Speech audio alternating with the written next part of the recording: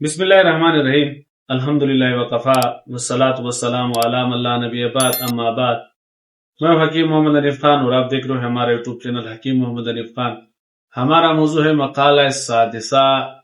چھٹا مقالہ اور چھٹے مقالے کا فصل احد عشرہ یعنی کہ 11واں فصل۔ 11واں فصل ہے امراض انف یعنی کہ ناک کے امراض کے متعلق۔ ناک کے امراض دو قسم کے اوپر ہے، گرم اور سرد۔ گرم اگر خون کے غلبے کی وجہ سے ہو تو رگے کی فال کی فسد کیا جائے،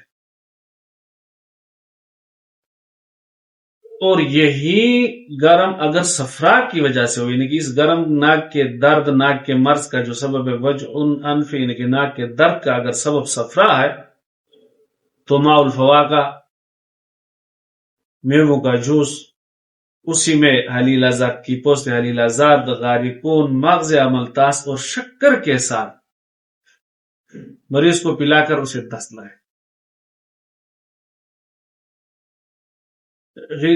غذاؤں میں اسے چھلی ہوئی مونگ، چھلی ہوئی مسور کے مزورات یعنی کہ جھوٹے شوربے پلانے ہیں۔ یہی ناک کے درد کا سبب یعنی کہ ناک کے امراض کا سبب اگر خون کا غلبہ نہ ہو اور نہ وہ صفرا کا غلبہ ہو بلکہ بلغم کے غلبے کے ساتھ ہو تو اس کا حل یہ ہے کہ عیارج فقیرہ سے مریض کو دست دلایا جائے۔ دوسرے نمبر پر رائی کو سرکے میں جوش دے کر اسی رائی سے غرغرے کیا جائے دماغ کی تنکیہ کے لیے، اور شراب عتیق میں مشک یعنی کہ خوشبودار شراب کو شراب عتیق میں مشک ملا کر اس سے نشوک یعنی کہ سنگایا جائے۔ غذاؤں میں زیرہ باج کے متعلق دو قول ہیں۔ قول اول یہ ہے کہ زیرہ باج ایک خاص قسم کا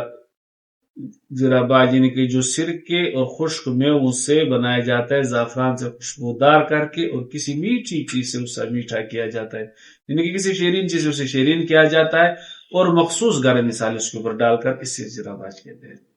دوسرا قول اس میں یہ ہے کہ جو ہمارے گھروں میں عام تام بنتے ہیں اسے زیرہ باج کہتے ہیں، اور یہاں مراد یہ عام تام والا قول ہے۔ اور اگر کسی شخص کو رعاف، جس کو عربی میں رعاف اور اردو میں نکسیر کہتے ہیں، نکسیر ہو تو اس کا علاج رگے کی فال کا فسد کیا جائے اور اس سے شراب غورہ مطلب خام انگور کے شربت، عربی میں شراب سے مراد شربت ہوتا ہے، جس کو ہم شراب کہتے ہیں اس کو عربی میں خمر کہتے ہیں، اور جس کو عربی شراب کہتے ہیں یعنی کہ کتابوں میں جہاں شراب فلاں، شراب ریحان، شراب ڈھینگ، شراب ڈھموک، اس سے مراد شربتیں ہوتی ہے، یعنی کہ اس سے خام انگور کی شربت اور شربت ریباس کو عرق گلاب کے ساتھ ملا کر اسے پلایا جائے، یعنی کہ ان میں عرق گلاب ملا کر یا ان کو عرق گلاب میں ملا کر مریض کو پلایا جائے، اور روغ اور سندل کو عرق گلاب میں سحاق کر کے یعنی کہ رگڑ کر اس سحاق شدہ سندل کو برف کے ساتھ ٹھنڈا کیا جائے، اس ٹھنڈے سندل جو برف کے ساتھ ٹھنڈا شدہ ہے اس کا جگر کے اوپر تلا کیا جائے،